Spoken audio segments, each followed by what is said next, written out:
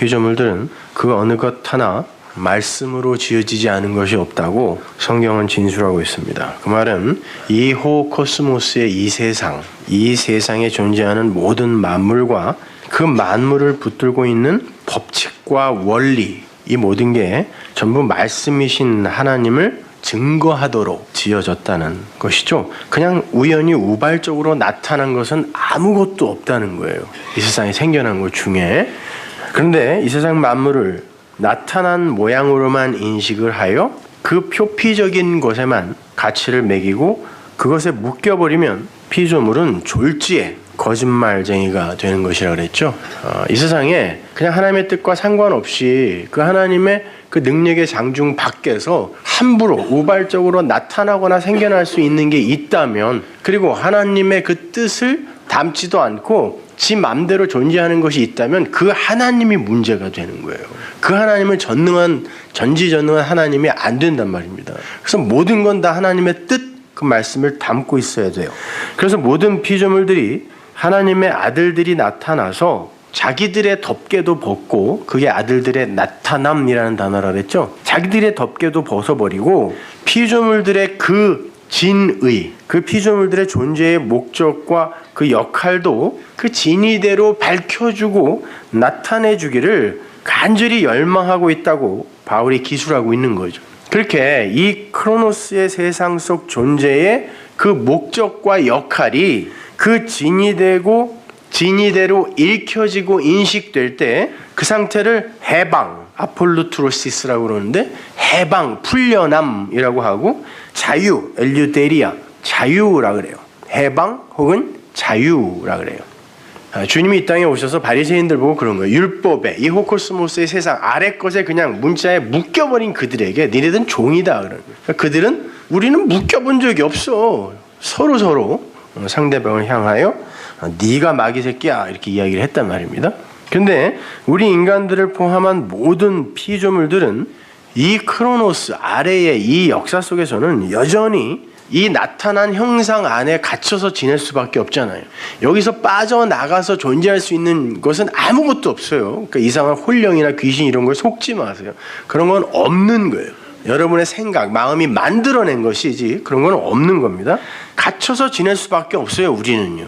바울은 그 상태를 시노디노, 해산의 고통이라 그래요.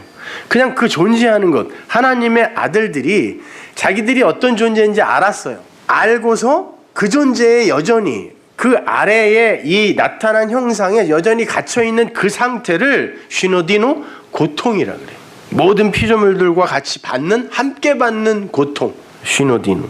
피조물들과 하나님의 아들들이 함께 당하는 고통이 있는데, 그것이 바로 나타난 형상, 즉 몸속에 갇혀있는 것이라고 해요. 진리를 깨달은 사람들은 어쩔 수 없이 그 속에 갇혀서 살아야만 하는 이 크로노스의 시간이 해산의 고통과 같은 처절한 시간이 된다는 거예요. 왜냐하면 자신이 비진리의 세상과 대척점에 머물고 있다는 것이 고통스럽기도 하고, 그래서 하나님의 백성들이 이 바벨론 길거리에서 다 죽는다라고 이제 계시록 이야기하는 건데, 알고 보니까 온 세상이 손에 손을 잡고 한 방향으로 가고 있는데, 진리를 깨달은 이들은 우리는 하나님과 한멍해를 하고 뒤로 가는 거네. 뒤의 방향으로 인간의 그 가치와 또 그들이 그 가치라고 추구하고 있는 그 선상에서 그들은 빠져나와 뒤로, 메타노이아, 회개라고 그러죠. 유턴을 해서 뒷방향으로 갈 수밖에 없는 이런 것을 인식한단 말이에요. 그것을 해산의 고통이라 그래요. 그게 아프단 말이에요. 그리고 이미 하나님의 은혜 앞에서의 그 육신과 행위, 그리고 율법과 그 세상의 무력함과 무용함을 이미 우리는 진리의 말씀을 통하여 알아버렸음에도 불구하고 자꾸 그리로 되돌아가고 있는 이걸 인식하는 게 고통이란 말입니다. 그것이. 도대체 나는 알고도 왜 이 모양이냔 말이에요. 그래서 심지어 나중에는 내가 진짜 구원받은 건 맞나? 이리로까지 간다니까요. 물론 성도는 그럴 때마다 그래서 내게는 은혜가 필요한 거지 라고 더 깊은 은혜의 장중으로 들어가게 되지만, 그건 굉장히 큰 고통이에요. 우울하고 외롭고 고립된 고립감을 느끼게 되고 그런단 말입니다. 그럴 때 진리를 안 피조물에게서 나오는 것 탄식이라고 해요. 탄식. 이거 장탄식. 도대체 너는 어떻게 된 인간이냐. 내가 나를 보고 그리고 세상을 향하여 어떻게 그걸 못 알아먹고 계속 그 자리에 있어. 이걸 탄식이라 그래. 시스테나죠. 그래서 그들은 그 몸에서의 그 풀려남, 그 몸의 구속, 호 아폴루트로시스 호 소마, 몸의 구속, 몸에서의 풀려남, 몸에서의 해방, 그래서 얻는 자유, 이것을 간절히 열망하게 된다. 이렇게 이제 오늘 본문이 쓰는 거죠.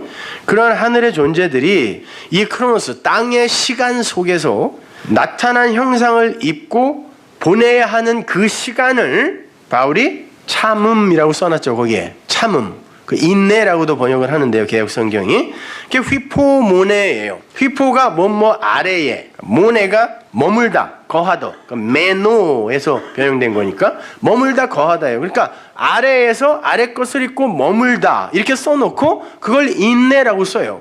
성도에게 해당되는 단어 이것이요. 그러니까 뭐 남편이 괴롭히는 거 그냥 이를 악물고 꾹 참다가 나중에 힘없을 때 막 두들겨 패는 게 인내가 아니라 그럼 벼르는 거라 그랬죠. 그냥 진리를 안 하나님의 백성들이 이 아래에 몸을 입고 하나님이 살라는 그 시간까지 살아있는 그게 고통인데 살아있어야 하므로 휘포모네 인내라 그래요. 그걸 참음이라 그래요.